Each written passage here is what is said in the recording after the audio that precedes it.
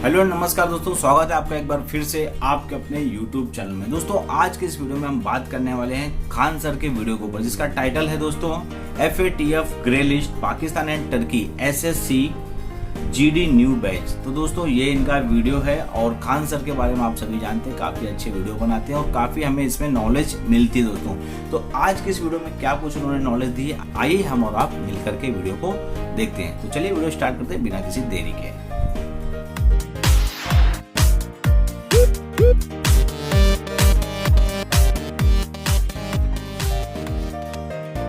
जय हिंद। देखिए हम लोग FATA के बारे में समझते हैं और FATA किस तरह से ग्रीन लिस्ट, ग्रे लिस्ट और ब्लैक लिस्ट को बनाती है और क्या है लाइन ऑफ क्रेडिट जो श्रीलंका भारत से मांग रहा है, इसके बारे में समझते हैं। देखिए G7 जो कंट्री थे जिसमें 7 देश आते हैं, उधर से देखेंगे तो अगर अमेरिका और कनाडा आ जाएंगे, यूरोप से देखेंगे तो ब्रिटेन, फ्रांस, जर्मनी, इटली और इधर जापान आ जाते हैं। ये 7 देश को G7 कहा जाता है क्योंकि दुनिया के सबसे तेज इकोनॉमी इन्हें माना जाता है। ये लोगों ने एक संगठन बनाया 1989 में जिसका नाम था FATA, financial action task force FATA। इसका मुख्यालय पेरिस में है। साल में इसकी 3 बार बैठक होती है और इसमें अभी वर्तमान समय में 39 मेंबर हैं सब इसके।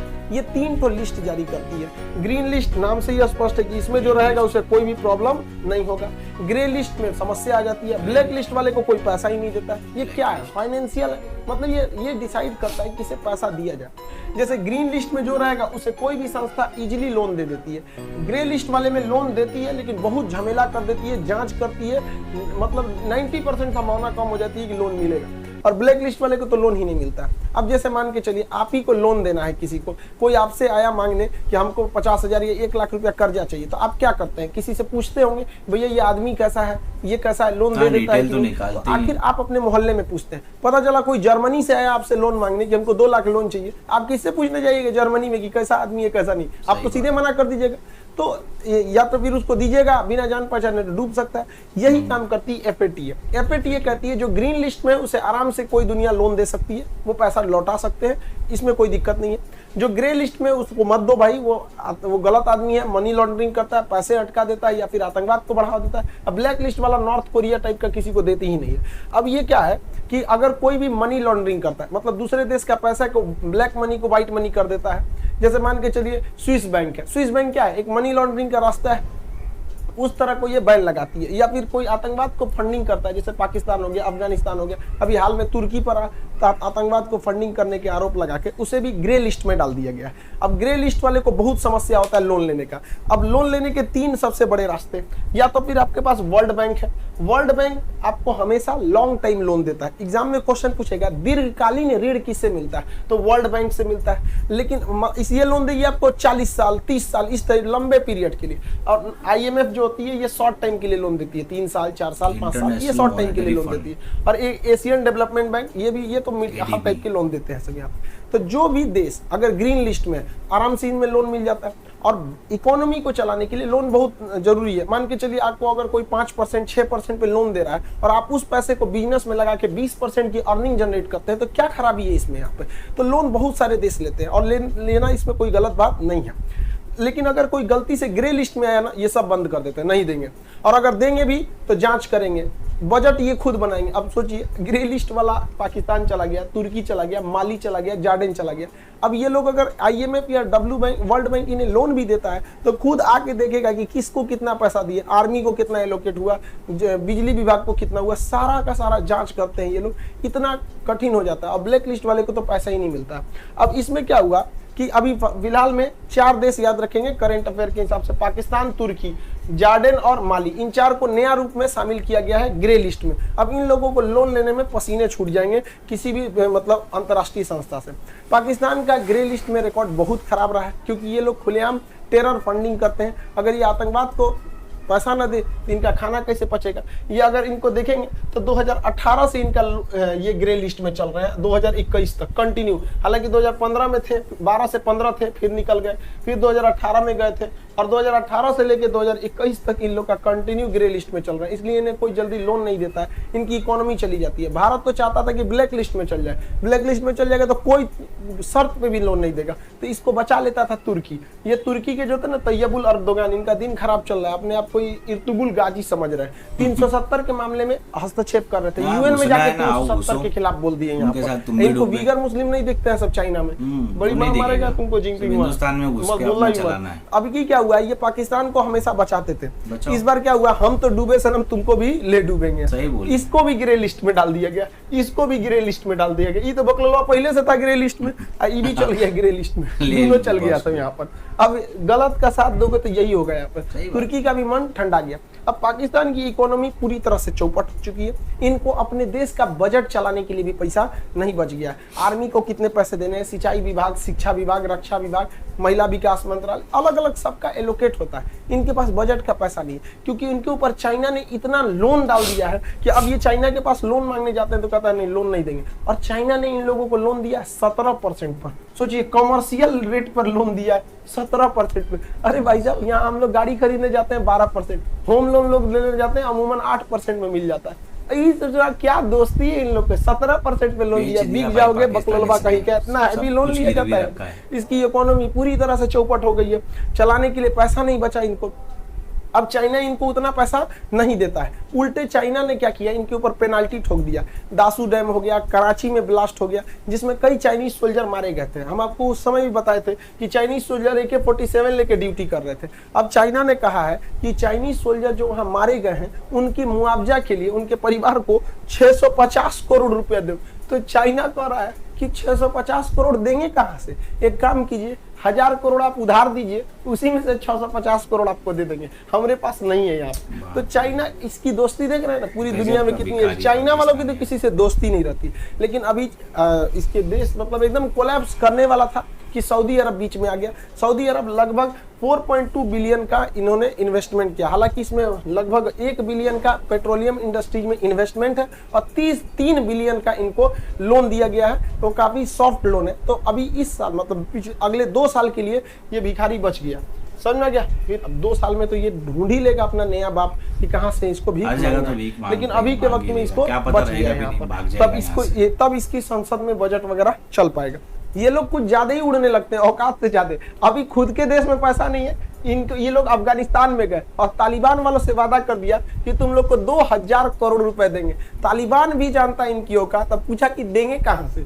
सोचिए, तालिबान जैसे आतंकवादियों को भी पता है, जिनको बस AK-47 गोली चलाने आता है, उनको भी पता है ये कहां से देंगे। और इन गधों को देखिए, ये अभी भी फ्रांस के राजदूत को बाहर निकालने की बात कर रहे हैं, जबकि पाकिस्तान में फ्रांस का कोई राजदूत ही नहीं है। और जो भी यहाँ पर ब्लास्फेमी की हुई थी, जो कार्टून बनाया गया था चार्ली हेब्डो में, या भी जो टीचर ने किया था, उसका एक एक्सीडेंट में मौत हो गई है। तो अब ना राजदूत बचा है, ना जो प्राइम सस्पेक्ट था वो बचा, एक्सीडेंट में मर गया। फिर भी आज भी फ्रांस के खिलाफ पाकिस्तान में विरोध हो रहा है। तो भैया तुम लोग को अगर इतना ही विरोध करना है, लड़ लो पाकिस्तान वाले, फ्रांस से लड़ लो, क्या जाता है, युद्ध का ऐलान कर दो। तुम्हारी तो वीरता हम पूरी दुनिया देखी है, 93,000 फौज ने सरेंडर किया था 1971। बहादुरी की कमी कहाँ है, लड़ लो।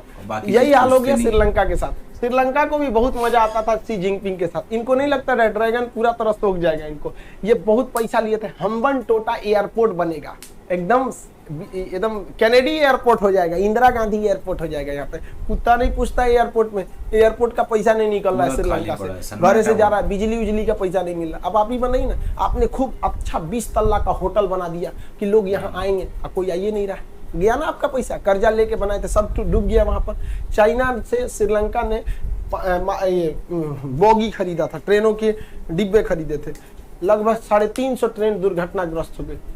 श्रीलंका कहा कि हम तो ट्रेन नहीं रखेंगे, चाइना मर जा रहा है आदमी, एगो तो पैसा दो तुमको, उसमें से तो ट्रेन उलट जा रहा है, बदनाम हो गए, हम भारत से ट्रेन खरीदेंगे। तो भारत सरकार के पास अपने ट्रेन को जरूरत जितना है उतना बोगी नहीं दे पा रही है। तो भारत सरकार को भी ट्रेनवा प्राइवेट करने के जगह पे ट्रेन का जो मैन्युफैक्चरिंग प्लांट है उसको प्राइवेट कीजिए ना, कि चक्का तेजी से बने, बोगी तेजी से बने, डिब्बा बने, कोच बने, ट्रेन में प्राइवेट करेंगे। पूरी दुनिया मांग रही है भारत से ट्रेन, कि हमारे यहाँ सबसे ज्यादा ट्रेन पर लोड होता है, इतना लोड होता है कि एक बाथरूम में 12 गो आदमी घुस जाता है इससे ट्रेन, फिर भी ट्रेन नहीं पलटती हमारे यहाँ। देखिएगा बिहार से जो ट्रेन जाएगी, बीचवा में ट्रेनों में गमछा बांध के उसमें बैठल रहता है। तो श्रीलंका कह रहा है कि ऐसा मजबूत ट्रेन हमको भी चाहिए, भारत कह रहा है हमारे पास नहीं है। तो इसमें भारत सरकार को भी थोड़ा सा तेजी लाना पड़ेगा, वरना हम लोग विदेशी मार्केट को इस तरह से खो देंगे, अच्छी बात नहीं है। श्रीलंका के पास समस्या ये हो गया कि उसके यहाँ फूड क्राइसिस हो गया, पूरी उसके इमरजेंसी घोषित करना पड़ा कि हमारे पास खाने को अनाज नहीं है, दुनिया हमारी मदद करे। लाइन लग गई दुकानों पे कि अनाज खत्म होने वाला है, भाई खरीद के रख लो यहाँ पर। फूड क्राइसिस, और अभी फूड क्राइसिस खत्म नहीं हुआ था कि वहाँ फ्यूल क्राइसिस चालू हो गया। लंका IOC ऑयल कॉर्पोरेशन जो है वहाँ पर, तो यहाँ पर इन्होंने क्या किया, यहाँ पर पूरी तरह से ऑयल क्राइसिस आ गई। अब इनके पास पेट्रोल खरीदने का, डीजल खरीदने का पैसा नहीं बचा है। अब ये भारत से गुहार लगा रहे हैं कि प्लीज भारत हमारी मदद करो। अब इन लोग को समझ में आया कि भारत की भी जरूरत पड़ेगी। जा श्रीलंका मांग लो चाइना से, चाइना इनको देने से मना कर दिया। अब इनका कहना है कि हमको क्या दीजिए, लाइन ऑफ क्रेडिट दीजिए। अब लाइन ऑफ क्रेडिट समझिए क्या होता है। बहुत बार ऐसे लोन दिए जाते हैं कि आप हमें पैसा दीजिए, आप ही के यहाँ से हम सामान खरीदेंगे। तो श्रीलंका कह रहा है हम आपको लाइन ऑफ क्रेडिट लेंगे, आप हमको 3 मतलब लगभग 4000 करोड़ 3800 करोड़ रुपए दीजिए, हम आप ही से कर्जा लेंगे और इस पैसा से आप ही के यहाँ से पेट्रोल खरीदेंगे, डीजल खरीदेंगे। तो भारत सरकार इस पर दे रही है भाई, वरना क्योंकि देखिए हम अपने पड़ोसियों को चाइना के गोद में मरते तो नहीं छोड़ सकते हैं यहाँ पे। हालांकि कोलंबो पोर्ट पर अडानी ने बहुत सारा इन्वेस्ट किया है, लेकिन अब श्रीलंका की हालत एकदम बर्बाद हो गई है। तो पूरी दुनिया को समझना चाहिए कि चाइना के डेट ट्रैप या BRI प्रोजेक्ट में फंसेंगे, यही हाल हो जाएगा जो पाकिस्तान और श्रीलंका का हुआ है। पूरी इकोनॉमी चौपट हो रही है। श्रीलंका को दूसरे देश मदद भी नहीं करेंगे क्योंकि श्रीलंका पर मानवाधिकार हनन का मामला चल रहा है। LTT जो संगठन था उस पर ये लोगों ने काफी ज्यादा नरसंहार भी किया था। अमेरिका तो पहले से खिलाफ है, यूरोपीय यूनियन वाले पूरी तरह से खिलाफ है, तो इनको तो लोन मिल भी नहीं पा रहा है श्रीलंका वाले को। अभी श्रीलंका वाले को मदद करने के लिए केवल एक ही देश बचा हुआ है, वो है भारत। और पिछले 1 महीने से वीडियो नहीं आ पा रहे थे, जिसके कुछ रीजन थे। हम काफी बिजी थे बैचेस को लेकर और कुछ किताबों पे लिखने के चक्कर में। अभी कल से बैच आ रहा है SSC GD का, 15 दिन बचा है। इस 15 दिन में 2500 क्वेश्चन जो संभावित प्रश्न है उसके, मैथ के, रीजनिंग के, GS के, साइंस की, हिंदी और इंग्लिश, ये सबके आपके पूरे संभावित क्वेश्चन जो इसमें आएंगे उसको पूरी बेहतरीन ढंग से विद डिस्कशन, और उसके अलावा आपको 1000 क्वेश्चन का मॉडल सेट भी इसको प्रोवाइड कराया जाएगा। ये कल से स्टार्ट हो जाएगा। सर्वर पे लोड ज्यादा था, इस वजह से बैच को थोड़ा डिले किया गया। जितना पढ़े थे GD के लिए अच्छा है, अब आपको बहुत ज्यादा करने की जरूरत नहीं है। लास्ट टाइम पे आप लोग 3 से 4 घंटा निकालेंगे और पूरा लगभग 2 से 2500 जो मतलब संभावित प्रश्न है उसके डिस्कशन कराए जाएंगे। ये कल से एडमिशन चालू हो जाएंगे। और इतने 1 महीने से वीडियो ना आने का रीजन क्या था, एक किताब लिख रहे थे साइंस के, लगभग उसमें हर तरह के क्वेश्चंस को शामिल किया गया है क्वेश्चन को। और एटलस, अभी क्या है कि जो मार्केट में एटलस अवेलेबल है वो काफ़ी महंगी है और हर लड़का एफोर्ड नहीं कर पाता है। तो उसके लिए एक हम खुद का एटलस बना रहे थे, वो दीपावली के शुभ अवसर पर आप लोग के सामने उसको मतलब लाएंगे, ताकि अब मतलब गरीब से गरीब बच्चा भी एटलस को खरीद सके। अब वो सारे कामों को निपटा चुके हैं, अब यहाँ से वीडियोस भी कंटिन्यू रहेंगे और आप कल इसमें इनरोल हो जाएंगे, वरना 1 से 2 दिन के अंदर ये सर्वर पे जगह ही नहीं। आप सबको पता था, सर्वर भी इधर क्रैश कर गया था। तो आई होप आप इस टॉपिक को समझे होंगे। मिलेंगे नेक्स्ट क्लास में। जय हिंद। तो दोस्तों, खान सर का ये वीडियो था FATF की जो ग्रे लिस्ट वगैरह जो भी उन्होंने डिटेल लिस्ट में दी है, तो इसके अंदर ये कैसे काम करता है आप सभी ने देखा, आप सभी ने समझा। और इस बार यहाँ पर एक चीज़ हमें देख के समझ में आई कि अगर आप अपने मुल्क, अपने देश, अपनी कंट्री को देखने के बजाय आप दूसरों के फटे में अगर टांग अड़ाएंगे तो फिर आपका हाल भी बुरा होने वाला है। यहाँ पर मुझे एक चीज़ समझ में आई, जो हो सकता है आपको भी समझ में आई हो, कि देखिए अगर जो चीज़ गलत है तो गलत का साथ मत दीजिए। पाकिस्तान, श्रीलंका आज अपने गलत निर्णयों के कारण ऐसे फंस चुके हैं चाइना के ट्रैप में कि अब वो निकल नहीं पा रहे। और उन्होंने शुरुआत से, पाकिस्तान का तो शुरू से ही है कि उसने भारत के साथ में अपने सारे रिश्ते खराब कर लिए हैं। और आज श्रीलंका का हाल क्या किया है वहाँ पर चाइना ने, आप भी देख सकते हैं। इतना बड़ा यहाँ पर एयरपोर्ट पूरा सन्नाटा भरा पड़ा, वहाँ कोई नहीं है, कुछ काम नहीं आ रहा है। इस वीडियो में आपको एक बात समझ में आई होगी कि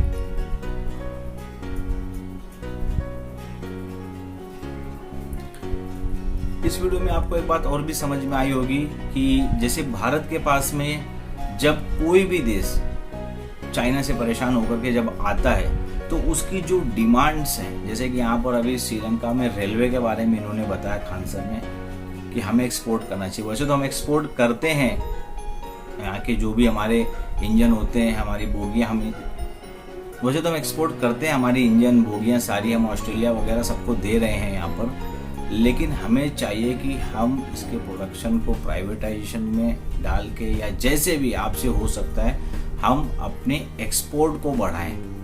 हम उन सारे देश तक पहुँचे जहाँ तक चाइना पहुँच चुका है, और चाइना बहुत सी कंट्री में अपनी डेवलपमेंट अपने पैसे दे करके बहुत सी कंट्री पर वो कब्जा कर रहा है। तो कम से कम आप अच्छी चीज़ें दे करके अपने देश में आत्मनिर्भर भारत जो आपका अभियान चल रहा है उसके तहत काम भी दे सकते हो, और वर्ल्ड में इन चीज़ों को पहुंचा करके आप एक नए रिश्ते की भी शुरुआत कर सकते हो, और लोगों को आपके सामान पर, आपके काम पर भी यकीन होगा, भरोसा होगा, और उससे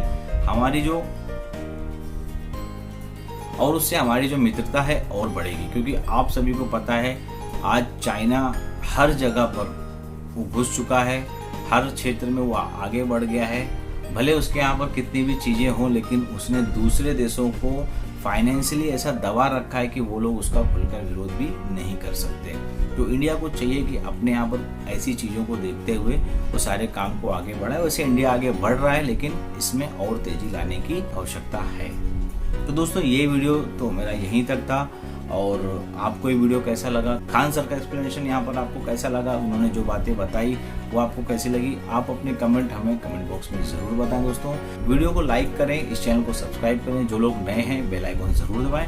मिलेंगे आपसे अगले वीडियो में, तब तक के लिए दोस्तों अपना ख्याल रखिए, हंसते रहिए, मुस्कुराते रहिए। टेक केयर एंड नमस्कार दोस्तों, बाय बाय।